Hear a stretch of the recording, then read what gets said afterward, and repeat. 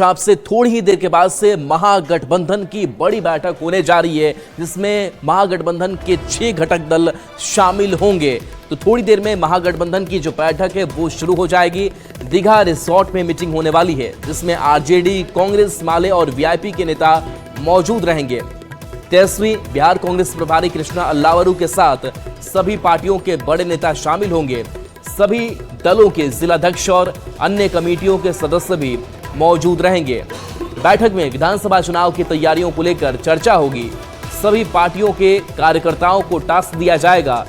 बता दें कि इसके पहले 17 अप्रैल और 24 अप्रैल को पटना में महागठबंधन की बैठक हुई थी।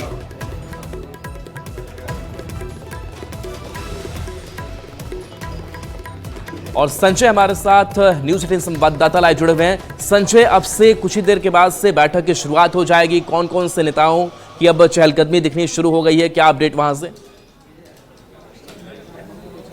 देखिए, बिल्कुल राहुल, सीधे हम आपको तस्वीरों से जोड़ते हैं और देखिए यही दीघा रिसोर्ट है, जहां पर एक एक कर महागठबंधन के नेता पहुंचने लगे हैं। कांग्रेस से अभी पूर्व प्रदेश अध्यक्ष मदन मोहन झा, विधान पार्षद समीर कुमार सिंह, इसके अलावा वीआईपी नेता मुकेश सहनी, कांग्रेस से शकील अहमद खां अभी पहुंच चुके हैं। जो मेंबर ऑफ पार्लियामेंट हैं उनको भी बुलाया गया है और मेंबर ऑफ पार्लियामेंट भी एक एक कर पहुंच रहे हैं।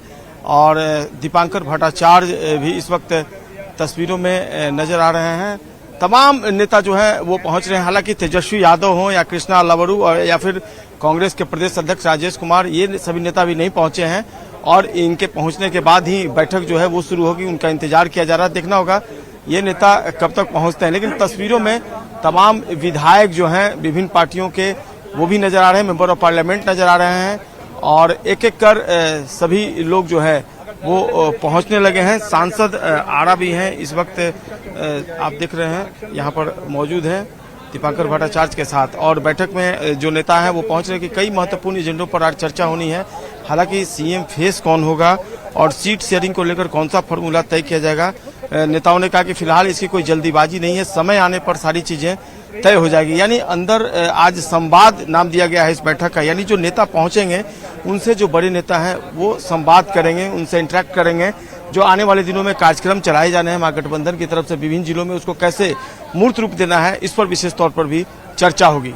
राहुल, चलिए, बिल्कुल संजय, तो ये तस्वीर है, लेकिन जिस आप सवाल का जिक्र कर रहे हैं, इस सवाल का जवाब पिछले 2 बैठकों में नहीं मिल पाया कि क्या तेजस्वी के चेहरे पर सभी घटक दलों की सहमति होगी। हालांकि तेजस्वी यादव जरूर अपनी दावेदारी हमेशा से मीडिया के सामने हो या बाकी जगहों पर हो, दावा वो करते हुए नजर आते हैं, लेकिन सवाल वही कि क्या तेजस्वी के चेहरे पर फाइनल मुहर लगा पाएगी आज यह बैठक?